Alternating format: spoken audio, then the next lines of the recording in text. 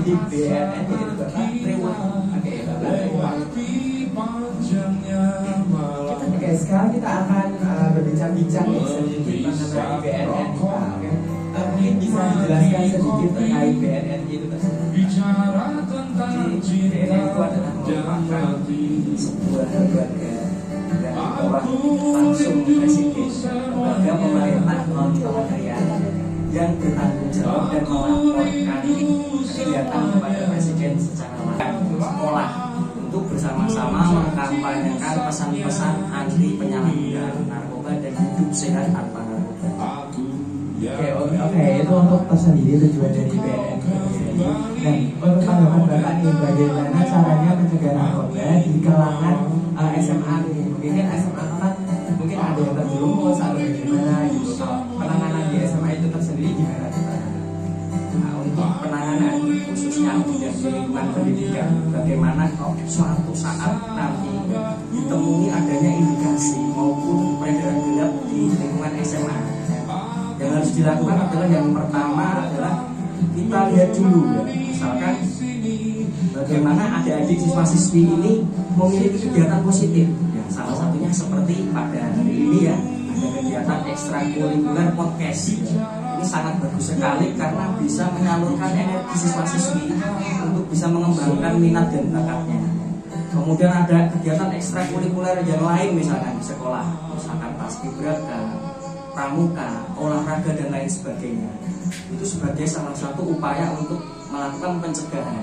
Kemudian apabila ditemui di sekolah ada dugaan penyalahgunaan, bagaimana sebisa mungkin sekolah melalui satuan tugasnya di sini ataupun penggiatnya mengajak dalam hal ini siswa yang memiliki masalah untuk datang ke bimbingan konseling melalui guru BP agar nanti di sana mendapatkan masukan apakah perlu dilakukan pembinaan di tingkat sekolah atau perlu dilakukan rujukan ke BNN untuk mendapatkan pengobatan atau perawatan. Nah, kemudian kalau ada yang mengedarkan misalnya di sekolah, ya, bagaimana langkah yang perlu diambil sekolah? Ya, sekolah perlu mengaktifkan upaya-upaya untuk membentengi lingkungan sekolah dari peredaran gelap narkoba.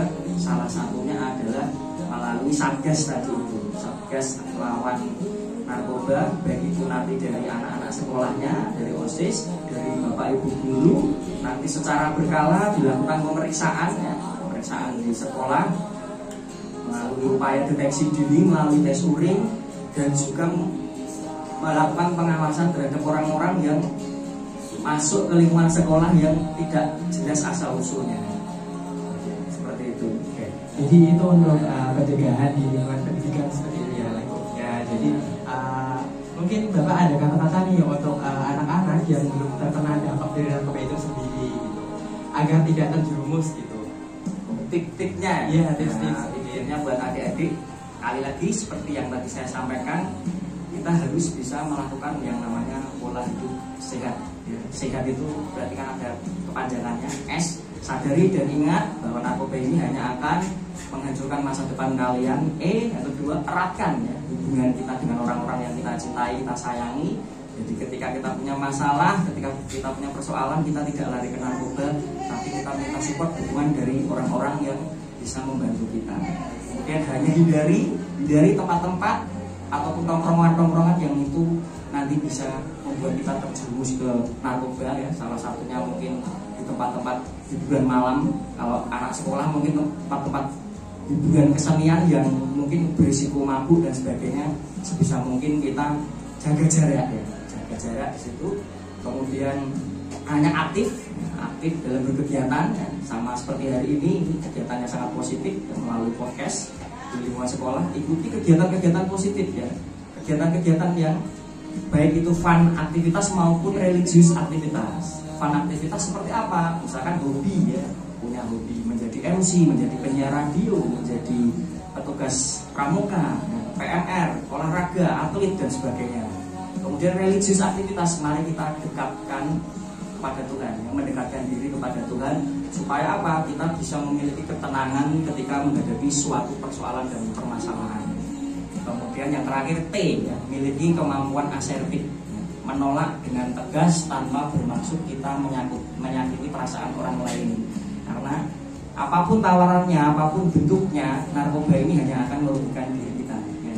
Jadi harus secara tegas menolak apapun itu, termasuk teman sendiri, sahabat sendiri. Ketika mencoba untuk menawari, kita harus tegas untuk melakukan penolakan. Oke, jadi itu teman-teman sedikit perbincangan kita terkait pembahasan dari narkoba dari Bapak Triwahyu dan penjelasannya. Oke, kita dengarkan lagu ini dulu.